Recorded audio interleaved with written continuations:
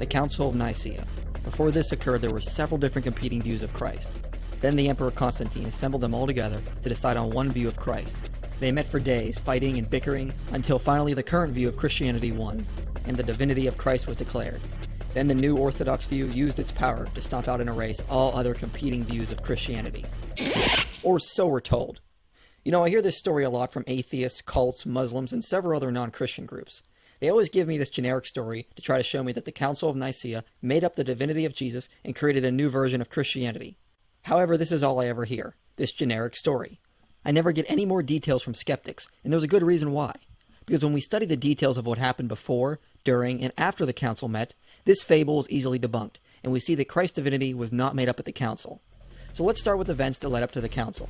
On February 24th, in 303 AD, the worst persecution of Christians began under the Emperor Diocletian, and lasted until Emperor Galerius finally issued a general edict of tolerance in 311 AD. 2 years later, in 313 AD, with the Edict of Milan, the Emperor Constantine finally legalized Christianity and allowed its practice. Now I want to stop here and make sure this point is clear. Constantine did not make Christianity the official religion of the empire. He simply commanded official tolerance of Christianity. It wasn't until 380 AD, under the Emperor Theodosius, that Christianity was left as the only legal religion. Shortly after Christianity was made legal, a pastor from Alexandria named Arius began preaching the idea that Jesus was not God, but a created being. He gained a following and began disputing with Alexander, the bishop of Alexandria. So in 321 AD, a local council declared Arius a heretic. However, Arius just moved to Palestine, where he gained a larger following, and over the course of the next few years, the debate became so intense that it gained the attention of Emperor Constantine. Constantine, who had just unified the empire, didn't want anything that would threaten division. He saw the debate between the Christians and Arians as a threat to the stability of the empire, so he moved to settle it. He officially called the council in 325 AD. There were no Gnostics involved, there were no Ebionites involved, or any other groups. The council was called to settle disputes between Christians and Arians only.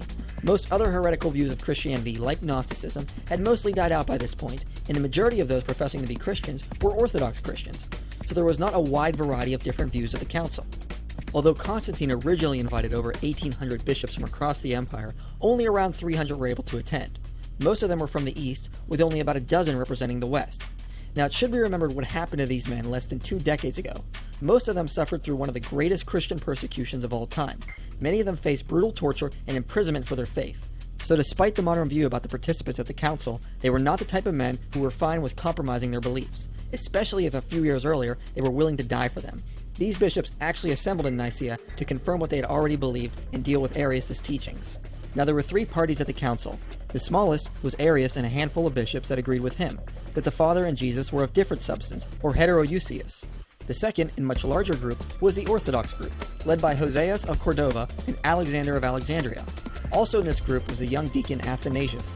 This group held the long-standing belief of the church that Jesus was fully God and had existed eternally with the Father. They said Jesus was of the same substance, or homoousios. Then there was a third group, roughly equal in size to the Orthodox group, called the Eusebian group, led by Eusebius of Caesarea. However, this group didn't differ on theology from the Orthodox view. They also believed Jesus was fully God and had existed eternally with the Father. They only differed on the use of the word homoousios. The reason is because in previous centuries, modalist heresies had used the word to teach that the Father and Jesus were one person and not coexisting persons of one being. So in actuality, the Orthodox group and the Eusebian group didn't differ on theology or the deity of Christ. They only differed on terminology. Now, a big modern myth is that Emperor Constantine forced Trinitarian views on the church, but this simply is not historically supported. Although he presided over the council, he did not push any particular view. He was no theologian. All he wanted was that both sides would come to an agreement and there would be unity in the church. The Orthodox group listened to the views of Arius, and they overwhelmingly rejected his views as being new and distant from the view of the church.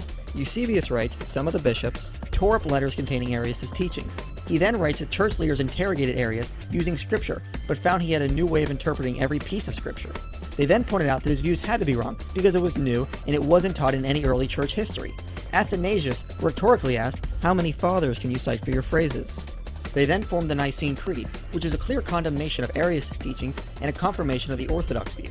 In the end, all but Arius and 2 bishops signed the creed, clearly showing there was no major divisions in church theology. The council then moved to deal with other issues, such as which day to formally celebrate Easter. They formally denounced Gnosticism and other minor sects, publicized 20 canon laws, and dealt with other minor issues. The The council did not decide on the biblical canon. The canon had evolved on its own over time. However, according to the Muratorian fragment, the canon was nearly complete by the end of the 2nd century. The council did not decide on the use of the word Trinity. It dealt primarily with the divinity of Christ. The word Trinity can be found in early Christian history, as it was used by early church fathers. An acceptance of a divine three can also be found in other early Christian writings. Now, the results of the council did not actually please Constantine. In fact, he was very angry at the Christians. He wanted unity and compromise, not for one side to denounce the other. So there is no evidence the council created Christianity, the concept of the Trinity, or the divinity of Jesus, or used political power to erase other competing sects. This myth about the council is a complete fairy tale. It astonishes me how many non-Christians use the Council of Nicaea to try to claim Christianity was made up in 325 AD, when historically there is just no evidence for it.